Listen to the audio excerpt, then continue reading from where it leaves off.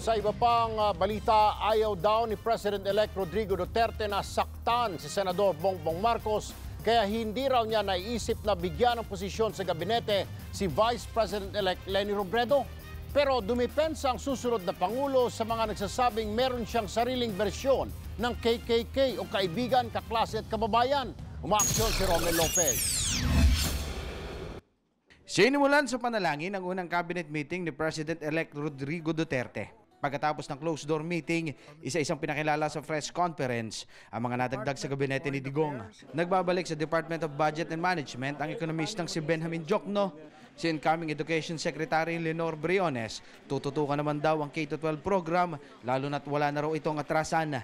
Ang nirekomenda ng makakaliwa para sa Department of Agrarian Reform na si Rafael Mariano, uunahin naman daw ang pamamahagi ng Hacienda Luisita. 4 na taon na talaga yung desisyon ng Korte Suprema. So kailangan na yang maipatupad.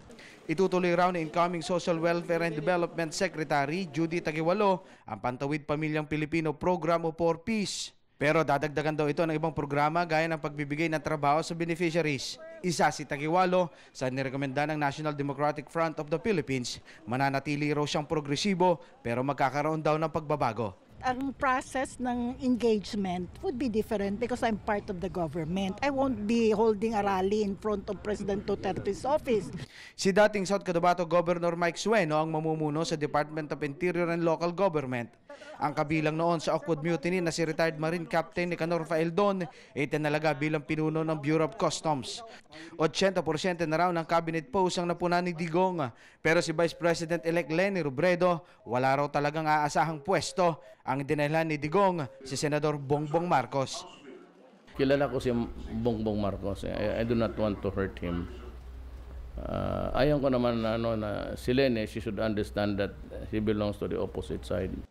Kung si Pangulong Aquino sinasabihang may KKK o kaibigan, kaklase at kabarilan, si Duterte naman sinisilip din sa sariling bersyon ng KKK na kaibigan, kaklase at kababayan. Depensa ni Digong, kailangan komportable at mapapagkatiwalaan niya ang mga makakatrabaho. I can assure you that they are all men of integrity, honesty. Unang bilin ni Digong sa kanyang mga kalihim na alisin ang mahabang pila sa pakikipagtransaksyon ng publiko. I do not want people queuing. And I want people to be given some sort of stub given to him for him to come back on a certain day to get his papers. I do not want people spending money just to get something from government for the simple reason na bayad na kami. Gusto rin daw niyang matigil ang pag-i-issue ng korte ng temporary restraining order. And I'm sending somebody to the Supreme Court. I really do not know kung sinong kausapin doon. To stop this practice of the judiciary.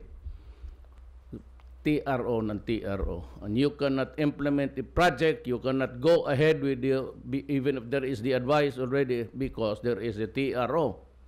And the TRO simply means money for the judges. Sa gitna ng press con, pinatugtog ang awitin ni Freddy Aguilar. Paalala raw ito sa mga gabinete tungkol sa pagbabagong gustong isulong ni Digong. Awa na ang bayan ko sa magnanakaw na tao. Naging seryoso at senti si Duterte at napagalitang pa ang isang mamamahayag na hindi nakikinig sa kanta. Shut up!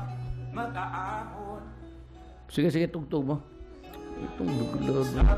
Umaaksyon, Romy Lopez, News 5. Be sure to come back. Use 5 everywhere. Copyright 2016.